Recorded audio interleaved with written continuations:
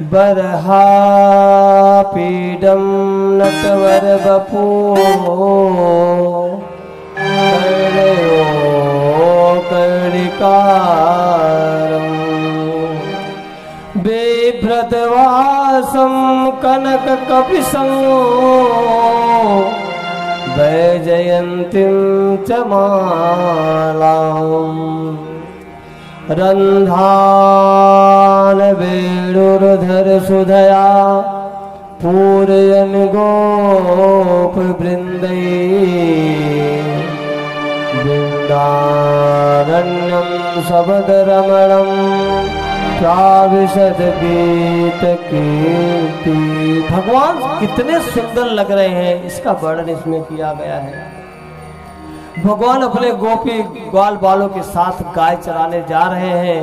भगवान के घुघराले बाल कितने सुंदर लग रहे हैं और पीले पीले कनेल का फूल भगवान के कानों में शोभायमान हो रहा है।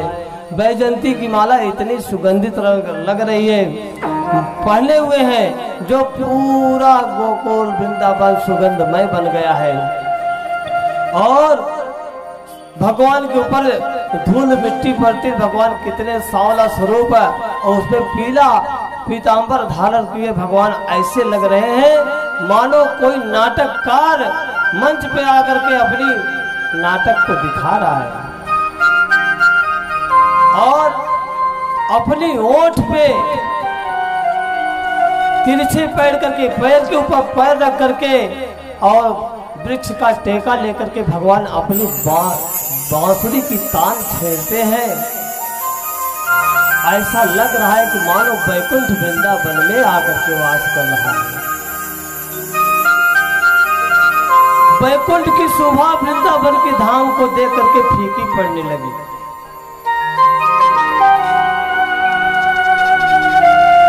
और भगवान के चरण चिन्ह जहां जहां पड़े वहां की रज संत महात्मा लेट लेट करके अपने शरीर में लगाते हैं और अपने जीवन का धन्य मानते हैं।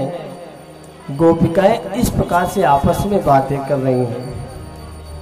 उसी समय हेमंते प्रथमे मासी नंद ब्रज कुमारिका चक्षुर्नविश्यं भुञ्जाया कात्यायन्यार्चन व्रतम्। ब्रज की जितनी गोप कुमारियां थी सब लोग कात्यायनी माता की व्रत करती थी।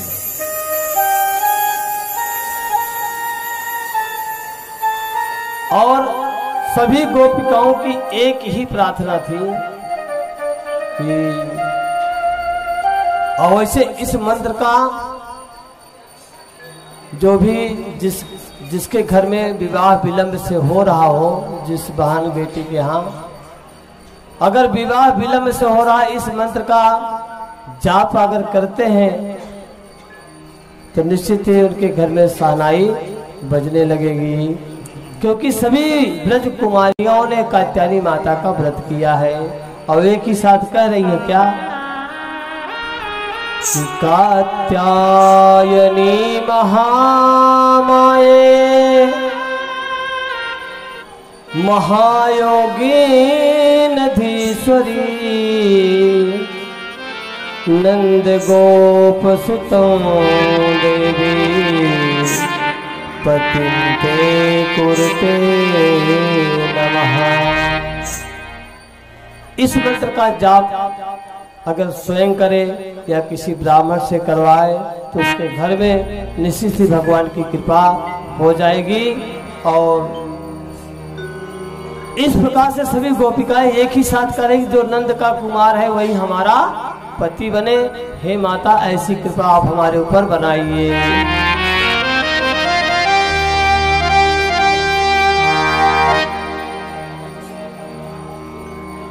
और सरोवर में जाकर के स्नान सभी गोपिकाएं करती थी। निर्वस्त्र होकर के स्नान करके और कात्यायनी माता को इस प्रकार से प्रार्थना करती थी कि हमारा जो पति है वो नंद का लाला बने। एक दिन सभी गोपिकाएं उसी सरोवर में स्नान कर रही थी और उसी समय भगवान वहां चुपके से गए। जितनी गोपिकाएं निर्वस्त्र होकर के स्नान कर रही थी सबके कपड़े उठाए और कदम के ऊपर टांग दिए। अब किसी गोपी की नजर पड़ी मेरी कपड़े तो कोई है ही नहीं। देखे सबके कपड़े तो कदम के ऊपर लटके हुए। सभी गोपिकाओं ने कन्हैया से कहा कन्हैया मेरे कपड़े दे दो। और कन्हैया ने कहा एक एक करके आओ, अपने अपने कपड़े लेकर के जाओ। इसमें कई लोग उंगली उठाते थे कि भगवान को ऐसी लीला करने की क्या जरूरत थी।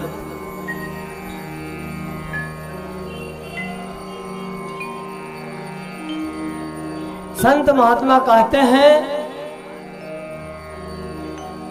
कि भगवान अपने मन में विचार कर रहे हैं कि कुछ समय तक हम गोकुल में और रहेंगे, उसके बाद हम जब जाएंगे अगर इसी प्रकार का व्यवहार इन लोगों को रहेगा किसी सरोवर में, वैसे तो निर्वस्त्र कभी स्नान नहीं करना चाहिए क्योंकि जल तीर्थ के समान होता है और तीर्थ में वरुण भगवान रहते हैं। वरुण माने पुरुष। हम वहां पर अगर निर्वस्त्र स्नान करेंगे तो उसमें हमको दोष लगता है। या मान लो निर्वस्त्र स्नान करें और हमारे न रहने पर कोई असुर आ जाए, किसी प्रकार का कुछ घटना दुर्घटना हो जाए तो इनकी रक्षा कौन करेगा। इसलिए ये प्रथा हमको बंद करनी है।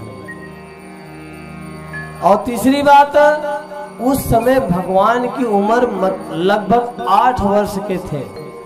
8 वर्ष के बच्चे में किसी प्रकार का कोई विकार होता नहीं कि स्त्री है कि पुरुष है। चौथी भाव, भगवान ने कहा आत्मा और परमात्मा में कोई अंतर नहीं है, इसलिए आत्मसमर्पण अगर हमें कोई करता है तो मैं पूरा जीवन उसकी रक्षा करता हूं। आत्मा परमात्मा में कोई अंतर नहीं रहता है, चाहे स्त्री हो चाहे पुरुष हो। इस प्रकार से सभी संतों को अलग अलग मत है। और वृंदावन में एक रोग फैल गया।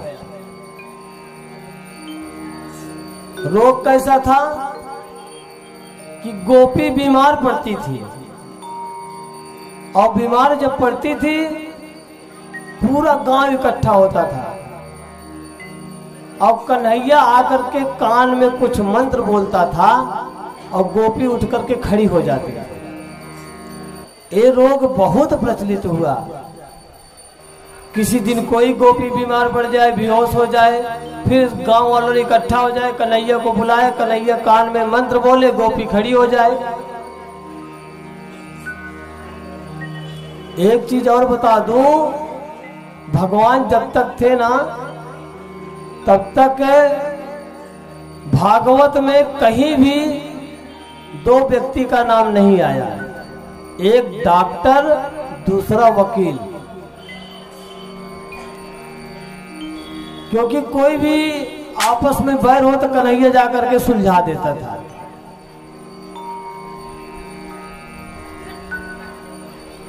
और कोई भी जब तक कन्हैया था सब दूध माखन मिश्री खाने वाले, काहे को रोग पकड़े, सब आनंद के साथ में रहते थे। अगर कोई बीमार भी पड़ता था तो कन्हैया उसको ठीक कर देते थे।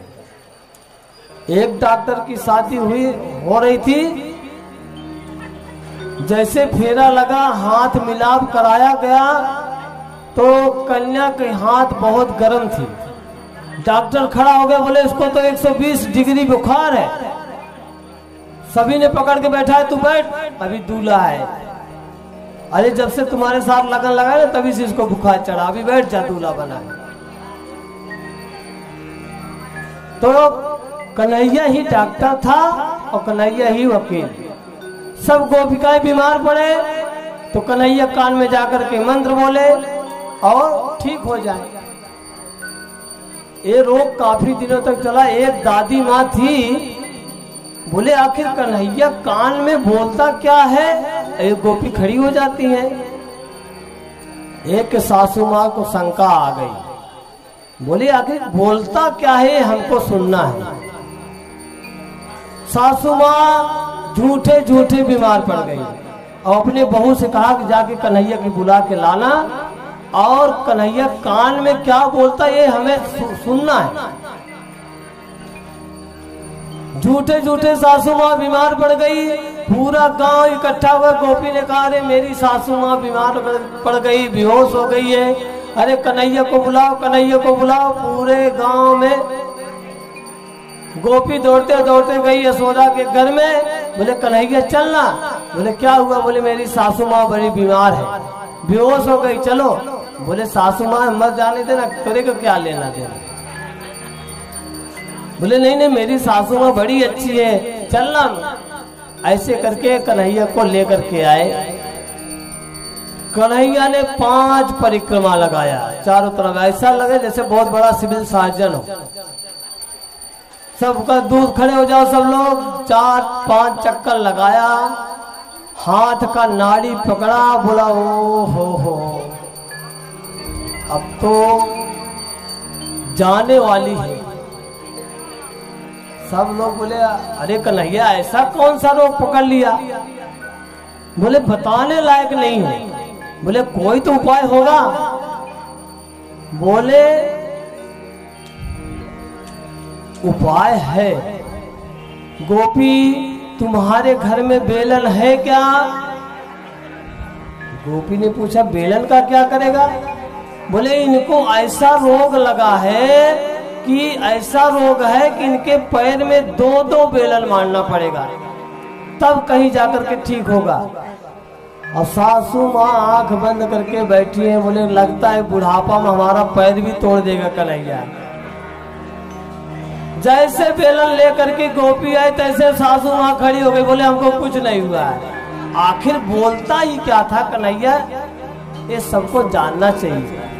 तो ये रोग जो है बहुत चला, लेकिन सब लोग विचार किए आखिर कन्हैया कान में क्या बोलता था।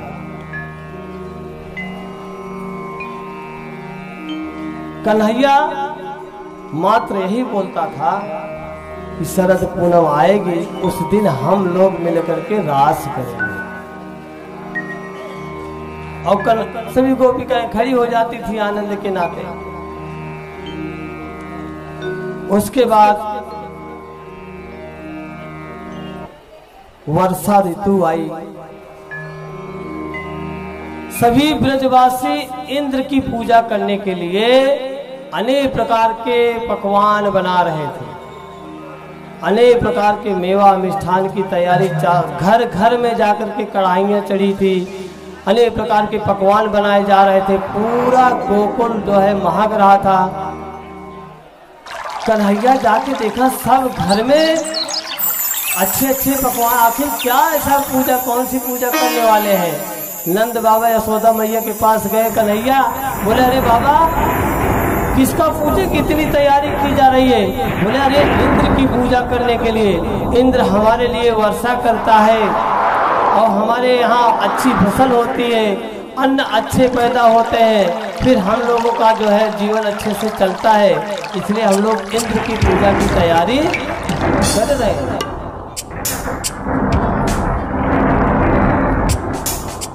कन्हैया ने कहा कि इंद्र की पूजा क्यों कर रहे हो, उनका काम है बरसना, इसका मतलब थोड़ा उनकी पूजा करो। अरे पूजा अगर आपको बाबा जी करनी है ना तो अपने गोवर्धन जी का करिए, जिनके अपनी गैया जाती है, वहाँ अच्छे अच्छे घास चरती है। गोवर्धन सब प्रकार से हम लोगों की रक्षा करते हैं, तूफान से, बारिश से, अनेक प्रकार के। अगर पहाड़ ना हो ना अपने देश में तो डामाडोल पूरा हो जाए पूरी पृथ्वी। गोवर्धन की पूजा हम लोगों को करनी चाहिए। सभी लोग जो है कन्हैया की बात को मान जाते थे, क्योंकि नंद बाबा गांव के मुखिया थे। सभी लोगों को इकट्ठा किया और कहा कि कन्हैया कह रहे हैं इंद्र की पूजा ना करके हमें गोवर्धन की पूजा करनी चाहिए, क्योंकि उन्हीं के कारण अच्छे अच्छे घास हमारी गैया खाती है, अच्छे से दूध देते हैं। फिर हमारे उनका काम है बरसना, इंद्र का बरसेंगे, वो तो समय समय पर अपने टाइम पे बरसेंगे, इसलिए उनकी पूजा करने की कोई जरूरत नहीं है। बोले तुम्हारा गोवर्धन भोजन करेगा, हम प्रसाद खाएगा क्या? बोले कि हमारा गोवर्धन सब कुछ खाते हैं, आप खिलाइए तो सही। पूरे गांव को जो है इकट्ठा कर लिए और गोवर्धन पूजा करने के लिए भगवान चले। नंद बाबा सहित पूरा गोकुल गोवर्धन के पास आए और भगवान ने कहा गोवर्धन की परिक्रमा करो सब लोग। वैसे भी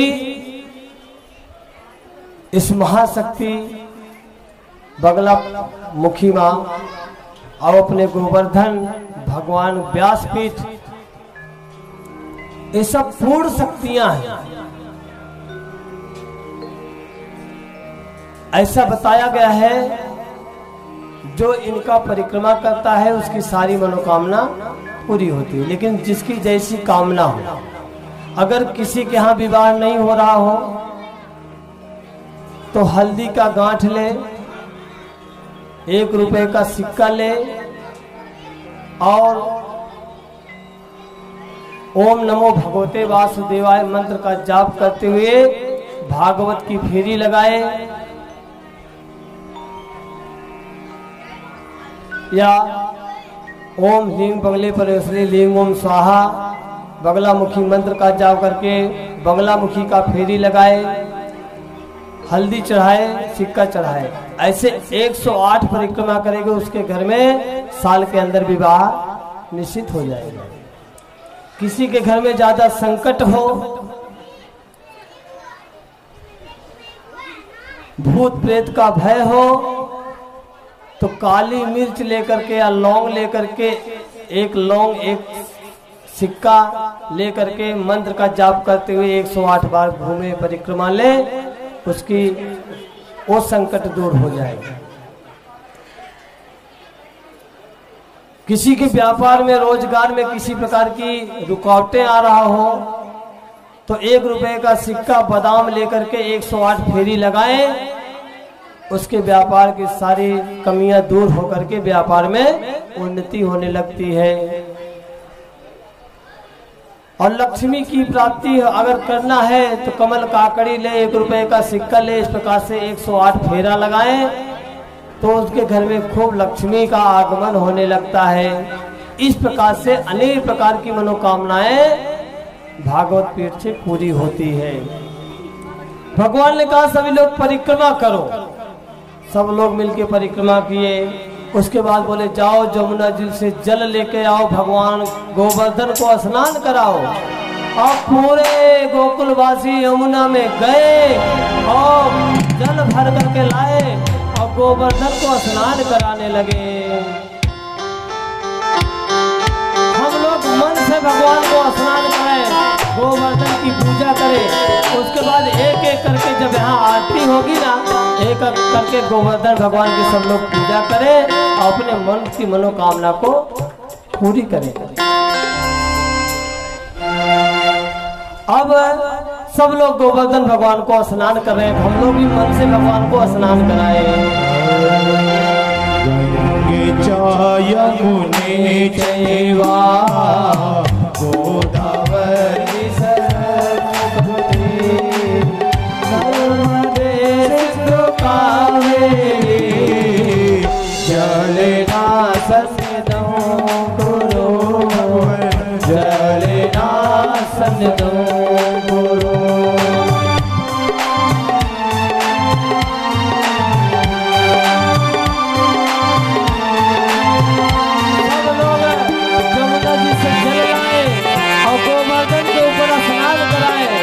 उसके बाद भगवान ने कहा दूध से स्नान कराओ, दही से पंचामृत से भगवान को स्नान कराओ।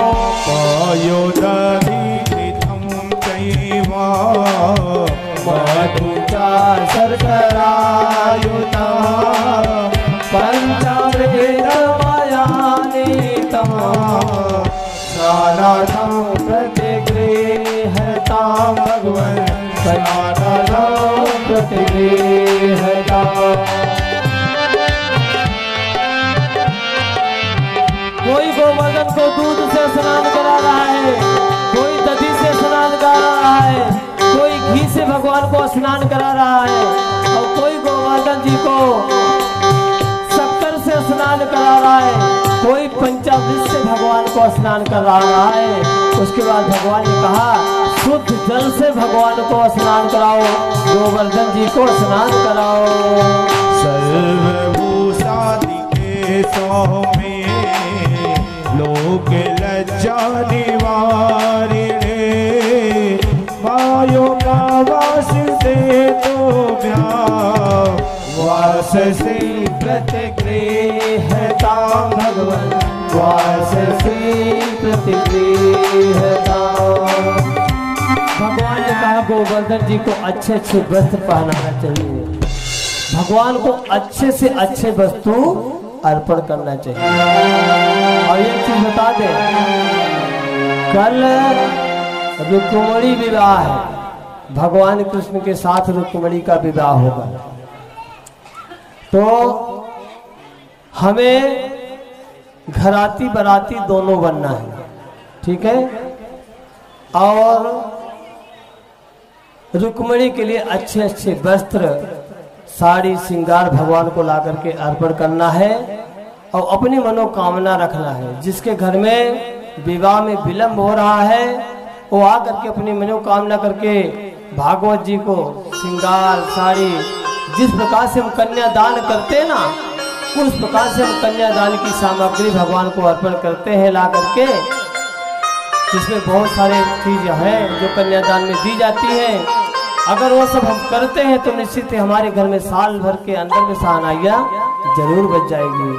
आज यहाँ पर हम लोग भगवान का पूजन कर रहे हैं, तो भगवान ने कहा भगवान को अच्छी से अच्छी वस्तु अर्पण करना चाहिए। क्यों? क्योंकि भगवान कुछ खाता नहीं है। भगवान अगर करता है तो हमारा भाव, हम कौन सी वस्तु कितने भाव से भगवान को अर्पण कर रहे हैं, भगवान वो भाव देखता है। क्यों? सब कुछ दिया हुआ भगवान का, हम भगवान को क्या दे सकते हैं? कुछ दे सकते हैं? अभी हम आपने सुना तेरा तुझको अर्पण क्या लागे मेरा। तो वो भाव अगर हम भगवान के सामने रखते हैं, उस भाव से वस्तु हम अर्पण करते हैं, तो भगवान हमारी सारी मनोकामना पूरी करते हैं। हमारे पास नहीं बहुत सारा है तो एक ही वस्तु क्यों ना चढ़ाए, लेकिन जो चढ़ाए सो उत्तम में उत्तम चढ़ाना चाहिए। क्यों? एक दादी माँ थी ना, भगवान की कथा हो रही थी, वैसे दादी माँ आई पंडित जी से पूछा, पंडित जी हमारे घर में सब कुछ है भगवान की कृपा से, मेरे घर में बहू आई है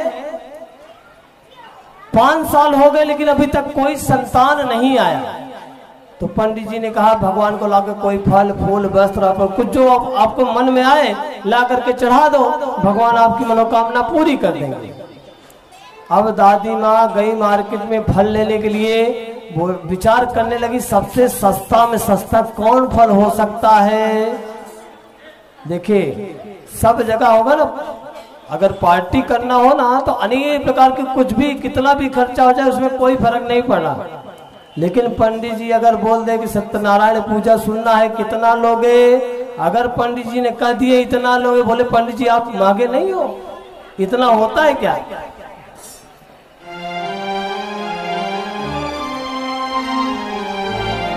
शादियों विवाहों में देखो कितने फालतू पैसा खर्चा करते हैं, उसमें कोई गम नहीं होता, लेकिन रात भर पंडित बड़बड़ करता है, बोलते पंडित जी लूट ले गए। अब रात भर जगने के बाद मुश्किल से 8,000-10,000 रुपए पाते हैं। 50,000 का बैंड करेगा उसका कोई फर्क नहीं पड़ेगा, और नाचने गाने के ऊपर लाखों रुपए लुटा देते हैं उसका कोई फर्क नहीं पड़ेगा। 500 आदमी का भोजन बनाते, 300 आदमी करता है, बाकी 200 फेंका जाता, उसका कोई गम नहीं रहता है। लेकिन जब ब्राह्मण को देना रहता ना, उसमें ऐसा लगता है जैसे बहुत सारा मैं दे रहा हूं। लेकिन उनको ये नहीं समझ, मेरे जीवन का बंधन की डोर वही ब्राह्मण बांध रहा है, जिनके देने से हमारा कल्याण होता है, और उसी को हम नहीं दे रहे हैं, बाकी सब जगह लुटा रहे हैं। तो ऐसा हमको कभी सोचना नहीं चाहिए। भगवान ने कहा उत्तम से उत्तम वस्तु हमें भगवान को अर्पण करना चाहिए। दादी माँ मार्केट में गई और पूछी सबसे सस्ता में सस्ता फल कौन सा है? सभी लोगों ने बोलो केला है सबसे सस्ता, और कौन सा? मार्केट में गए, बोले केला का क्या दाम? बोले 60 रुपए दर्जन। बोले कहाँ सस्ता है? ये भी मगर सस्ता बताओ। बोले अगर सस्ता लेना थोड़े और आगे जाओ। तो थोड़ा पका पका था ज्यादा, तो बोले 20 रुपए दर्जन। बोले अभी भी महंगा है। बोले माता जी और सस्ता चाहिए, थोड़ा और आगे जाइए। और आगे गई 10 रुपए दर्जन। अब बताओ केला की दशा कैसी होती गई होगी, विचार करो। उसके बाद बोले ये भी महंगा है। बोले और आगे जाओ, तो 2 कचड़े में डालने तो सड़ गया था एकदम। वो बोले महाराज 5 रुपए दर्जन। बोले उसमें से एक केला हमको दे दो। अब किसी तरह संभाल करके उसको लेकर के आई और ला करके भगवान को अर्पण कर दिया। और 1 साल के अंदर उसके घर में कृपा हुई, संतान प्राप्ति हुआ। लेकिन वो बढ़ते जा रहा है, न खाट छोड़ रहा है, न उठ रहा है, न बैठ रहा है, लेटा पड़ा है। उसको खिलाओ पिलाओ, उसकी सेवा करो। धीरे धीरे 5 साल बीत गए, न बोला न डोला, उसी प्रकार से खाट में पड़े पड़े पड़ा है। 5 साल बाद वही बाबा फिर कथा करने के लिए आए और दादी माँ पहचान गई, यही बाबा आशीर्वाद दिया था, तो हमारे घर में पोता आया था। अब उससे जाकर के उपाय पूछते हैं। आए, बोले बाबा आपके आशीर्वाद से, आपकी कृपा से हमारे घर में पोता तो आया, लेकिन 5 साल हो गया ना अभी तक बोल रहा है ना डोल रहा है, खाट पे पड़े पड़े बढ़, अपंग जैसे होते ना कभी कभी। तो उस समय उनको याद आ गया माता जी का केला। पंडित जी को बोले आपका केला भी भगवान अभी तक खाए नहीं, उसी प्रकार से पड़ा। इसलिए अगर भगवान को कोई भी वस्तु चढ़ाना है तो उत्तम से उत्तम वस्तु हमें, चाहे फल हो, चाहे वस्त्र हो, चाहे आभूषण हो। सभी लोगों ने कहा भगवान को यज्ञोपवीत धारण कराओ गोवर्धन जी महाराज को। सभी लोग भगवान को यज्ञोपवीत पहनाने लगे।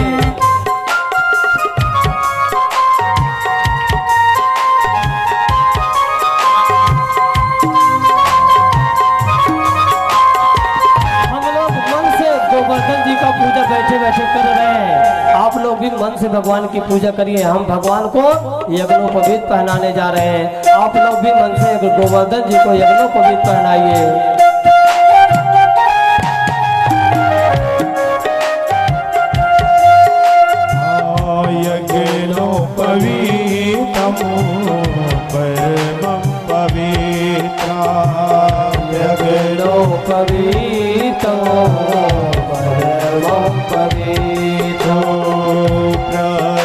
प्रजापतिया सहजं पुरस्तात्, प्रजापतिया सहजं पुरस्तात्।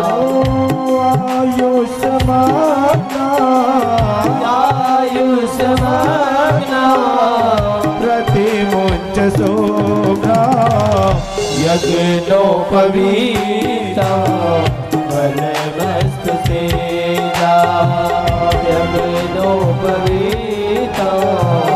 वनमस्तु तेजा। उसके बाद सभी लोग अच्छे अच्छे वस्त्र गोवर्धन को पहनाने लगे। तो हम लोग भी मन से भगवान गोवर्धन को अच्छे अच्छे वस्त्र पहनाए और वस्त्र पहना के अनेक प्रकार का शौक श्रृंगार किए, धूप दीप सभी लोग दिखाए। उसके बाद सभी लोग, भगवान ने कहा हे गोकुल वासियों, भगवान को 56 प्रकार का भोग लगाओ। गोवर्धन जी आपके सब भोजन को ग्रहण करेंगे। 56 प्रकार का भोग भगवान को लगाने के लिए भगवान ने कहा कि सब लोग अपना आंख बंद करो। आंख बंद करके गोवर्धन जी को 56 प्रकार का भोग लगा रहे थे। भगवान स्वयं कन्हैया जो थे स्वयं गोवर्धन बन गए और सब भोग को ग्रहण कर गए। आंख खोले तो देखे एक भी फल नहीं, मिठाई नहीं, कुछ नहीं, सब साफ। गोकुल वासियों ने कहा, अरे कन्हैया तुम्हारा गोवर्धन कितने दिन से भूखा था, हम लोगों के लिए थोड़ा प्रसाद भी नहीं छोड़ा। बोले अरे गांव के आप लोग जो है जल्दी आंख खोल दिए। आंख बंद करके भगवान को भाव से, भगवान को हम क्या खिलाते हैं। भगवान तो दुर्योधन के घर में 56 प्रकार का भोजन छोड़ दिया था। क्यों? क्योंकि भाव प्रेम नहीं था। और वही विदुर के घर में जाकर के छिलका खाए, जिसकी कथा आपने सुना, वही भाव से आज हम भगवान को 56 प्रकार के भोग यहाँ पर रखा हुआ है। वही भाव हाथ जोड़ करके सब लोग लगाओ और जब हम कहें तभी आंख खोलना। तो उसी प्रकार से सब लोग आंख बंद करके भगवान को भोग लगाने लगे। तो हम लोग भी भाव से ताली बजाते हुए भगवान को भोग लगाए कि आओ आओ सांवरिया बेगा आओ, जी मोजी भोग लगाओ, है 56 भोग तैयार जी। थारा टावरिया करे मनोहार जी। आओ आओ सांवरिया भोग लगाओ, जी मोजी भोग लगाओ, ये 56 भोग तैयार है। टावरिया आओ सांवरिया बेगा आओ, जी मोजी भोग लगाओ, है 56 भोग तैयार जी। सारा टावरिया करे मनोहार जी। आओ सांवरिया बेगा आओ, जी मोजी भोग लगाओ, है 56 भोग तैयार जी। सारा टावरिया करे मनोहार जी।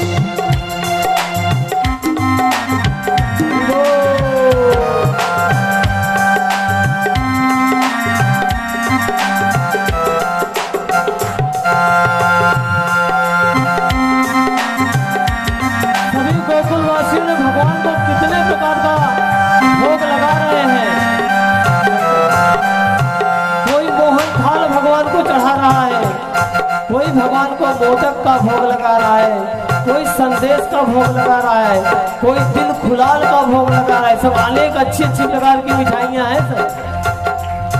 कोई आलू जोधपुरी लाया, कोई मोतीचूर के लड्डू भगवान को अर्पण किए, कोई पिस्ता की लोई भगवान को अर्पण कर रहा है, कोई मलाई कोफ्ता भगवान को खिला रहा है, कोई पिस्ता बर्फी खिला रहा है, कोई आलू बीकानेरी भगवान को भोग लगाया। अनेक प्रकार के जो है व्यंजन भगवान को भोग लगा रहे हैं। केसरिया बर्फी कलाकंद रबड़ी, पेड़ा इमरती और बालूशाही, पेड़ा इमरती और बालूशाही। केसरिया बर्फी कलाकंद रबड़ी, पेड़ा इमरती और बालूशाही, पेड़ा इमरती और बालूशाही। लड्डू बूंदिया जलेबी रसगुल्ला, सागर पाग और रसमलाई, सागर पाग और रसमलाई। गुलाब जामुन शक्कर प्यारा, गुलाब जामुन शक्कर प्यारा, घेवर प्यारा प्यारा जी में आओ आओ तो भोग लगाओ, है 56 भोग तैयार जी। थारा टावरिया करे मनोहार जी।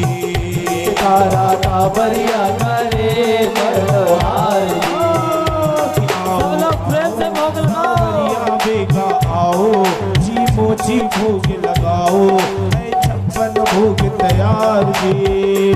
थारा टावरिया करे मनोहार जी, थारा टावरिया करे मनोहार जी।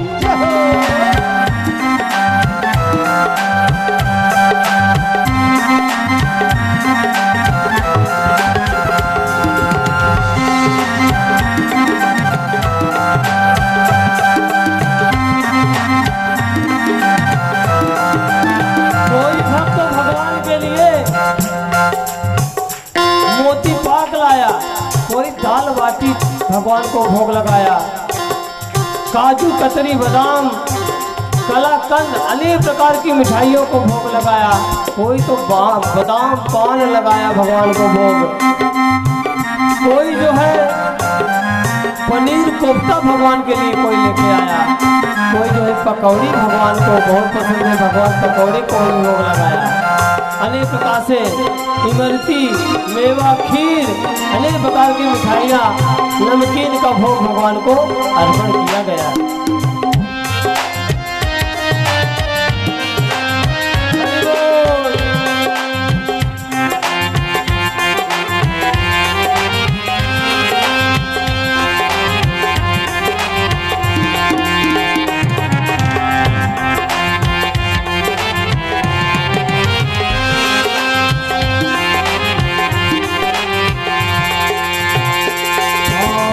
दाल मूठ पकौड़ी कचौड़ी भुजिया पापड़ चीवड़ो, भुजिया पापड़ चीवड़ो। दाल मूठ पकौड़ी कचौड़ी भुजिया पापड़ चीवड़ो, भुजिया पापड़ चीवड़ो। कढ़ी रावड़ी सौगरी को बाजरे को बाबा खींचड़ो, बाजरे को बाबा खींचड़ो। रायते में जीरो को तड़को, रायते में जीरे के तड़को पियो मार सवर के जी में आओ, आओ तो भोग लगाओ, है 56 भोग तैयार जी। थारा टावरिया करे मनोहार जी, थारा टावरिया करे मनोहार जी। आओ आओ सावरिया बेगा आओ, आओ आओ मैया जी बेगा आओ, आकर के भोग लगाओ, है 56 भोग तैयार जी। थारा बालक करे मनोहार जी, थारा बालक करे मनोहार जी।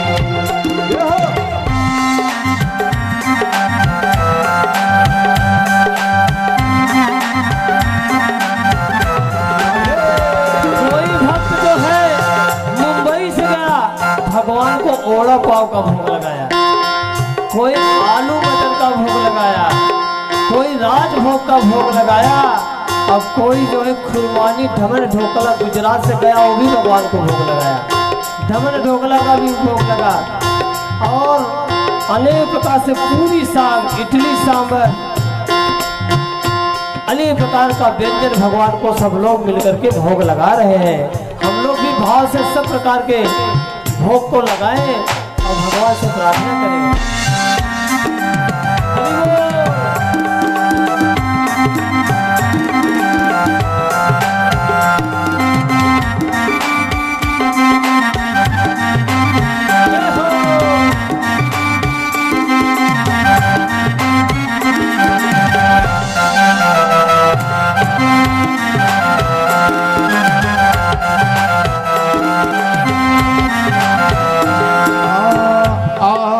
अमरूद अंगूरे अनानस आलू बुखाया अनार धरा, आलू बुखारा अनार धरा।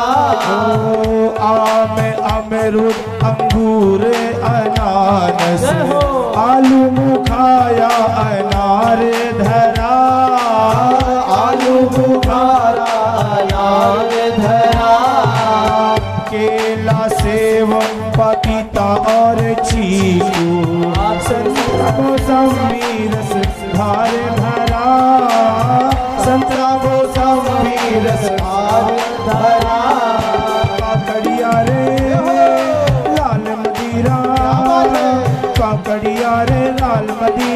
और टमाटर खीरा जी में आओ आओ तो भोग लगाओ, है 56 भोग तैयार जी। तारा कांवरिया करे मनोहार जी, तारा कांवरिया करे मनोहार जी। आओ आओ सांवरिया बेगा आओ, जी मोची भोग लगाओ, है 56 भोग तैयार जी। तारा कांवरिया करे मनोहार जी, तारा कांवरिया करे मनोहार जी। आओ आओ सांवरिया बेगा आओ, जी मोची भोग लगाओ, है 56 भोग तैयार जी। तारा कांवरिया करे मनोहार जी, तारा कांवरिया करे मनोहार जी। कांवरिया करे मनोहार जी। प्राणाय स्वाहा, ज्ञानाय स्वाहा, उदानाय स्वाहा, अपानाय स्वाहा, समानाय स्वाहा। आओ आओ सांवरिया बेगा आओ, जी मोची भोग लगाओ, है 56 भोग तैयार जी। तारा कांवरिया करे मनोहार जी, तारा कांवरिया करे मनोहार जी। तारा कांवरिया करे मनोहार जी। भगवान ने कहा सब लोग अपना आँख खोलो, सब लोग अपना आँख खोले। जो जितना सामान लाए थे उसका डबल सामान हो गया। नंद बाबा 108 बैलगाड़ी मिठाई बनवा के ले आए थे और उनका 216 हो गया।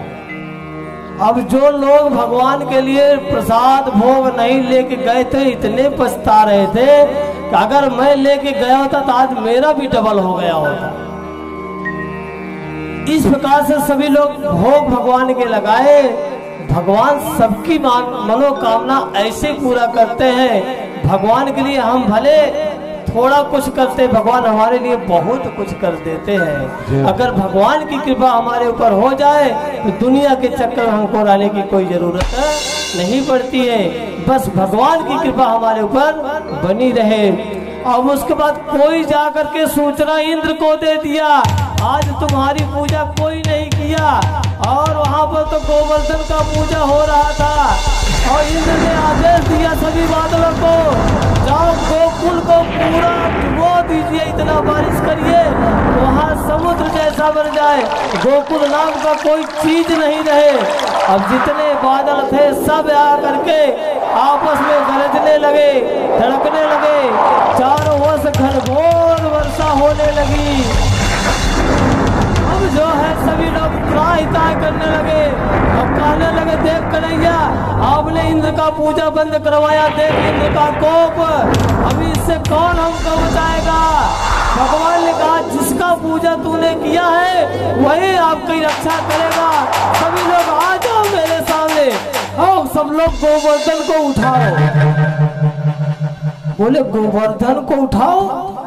मैं गोवर्धन उठा पाएंगे क्या?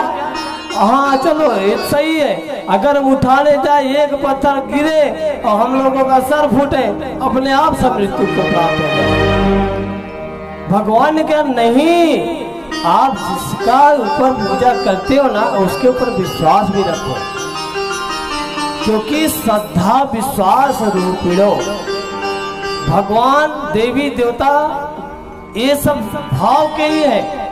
आप उनके ऊपर श्रद्धा रखोगे, विश्वास रखोगे, आपकी कामना कब पूरी हो जाएगी आपको स्वयं नहीं पता चलेगा। सभी गोकुल वासियों से भगवान ने कहा कम से कम प्रयत्न तो करो। अब सब लोग कोई डंडा लिया, कोई कुछ लिया, कोई कुछ लिया, ले करके आए और एक एक कर कोई हाथ से उठाने लगे, कोई डंडे से उठाने लगे। ऐसे करके बोले सब लोग धीरे धीरे गोवर्धन हिलने लगा। गोवर्धन हिलने लगा। सब लोग बोले हाँ लगता है हमारा प्रयत्न सफल हो जाएगा।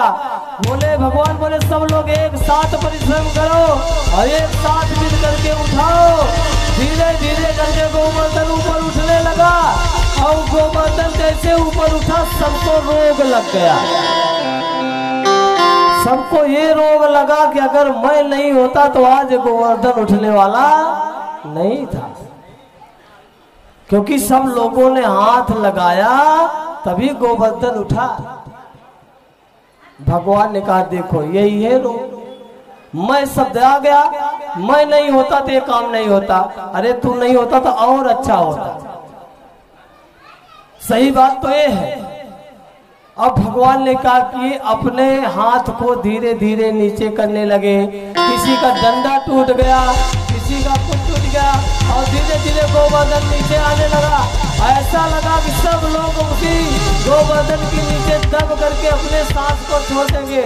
सभी लोग एक साथ आवाज लगाई, अरे कन्हैया तू बचा, तू ही मेरी रक्षा कर सकता है, हे कन्हैया। सभी लोग आवाज लगाने लगे, बोले कृष्ण कन्हैया लाल की जय, कृष्ण मेरी रक्षा करो, मेरी रक्षा करो।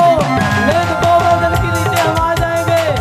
उसी समय कन्हैया त्रिभंगी होकर के उठा, अपने हाथ की छोटी उंगली पर पूरे गोवर्धन को धारण किया और उसके बाद 7 दिन तक लगातार धारण किया रहा। और इंद्र बारिश करते करते थक गया। अंत में आकर के बोला, अरे कन्हैया अभी को बोलो। सब लोग प्रार्थना करने लगे, गोवर्धन महाराज की जय हो। हम लोग हाथ जोड़ करके भगवान गोवर्धन को नमस्कार करें, प्रणाम करें, उनकी पूजा करें। मुझे गोवर्धन महाराज की जय,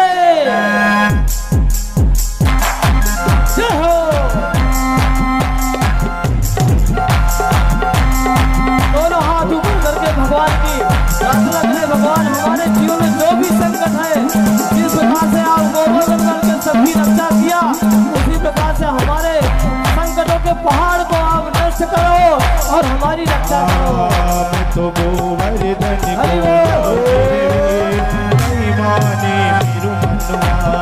जिसको भगवान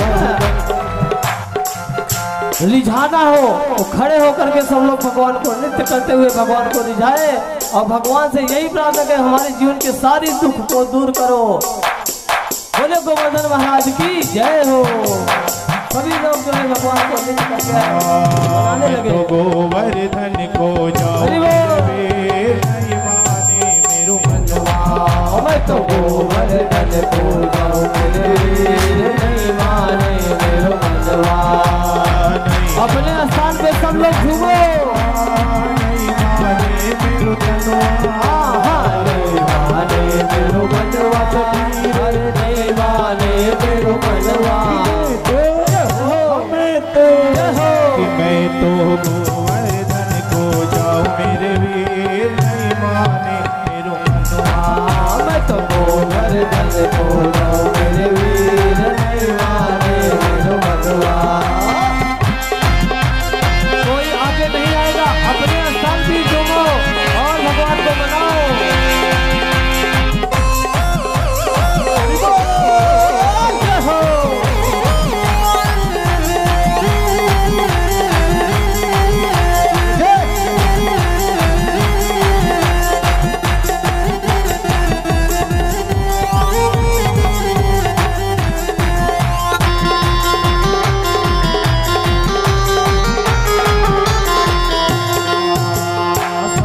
कोस की दे परिक्रमा, सात कोस की दे परिक्रमा, सात कोस की दे परिक्रमा, सात कोस की दे परिक्रमा, सात कोस की दे परिक्रमा, सात कोस की दे परिक्रमा। अरे मानस गंगा नहरे नहीं माने मेरो मनवा।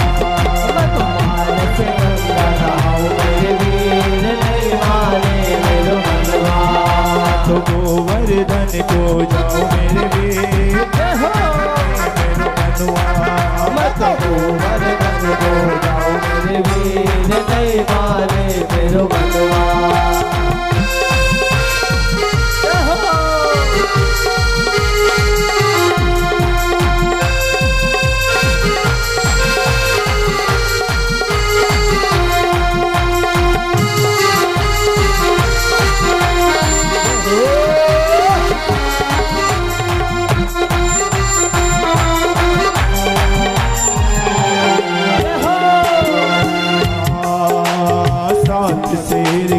करुण करैया, सात शेर की करुण करैया, सात सात शेर की करुण कन्हैया, सात शेर की करुण कन्हैया, सात शेर की करुण कन्हैया, सात शेर की करुण कन्हैया। पैर पैर पर खाओ मेरे वीर, नहीं माने मेरो मनवा, मैं तो मेरे पैर पर खाऊं मेरे वीर, नहीं माने मेरो मनवा,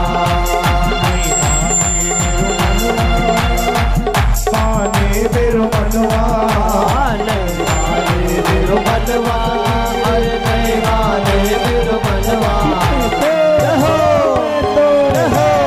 तो मर्दन को जाओ मेरे वीर, नहीं माने मेरो मनवा, मैं तो मर्दन को जाओ मेरे वीर, नहीं माने मेरो मनवा।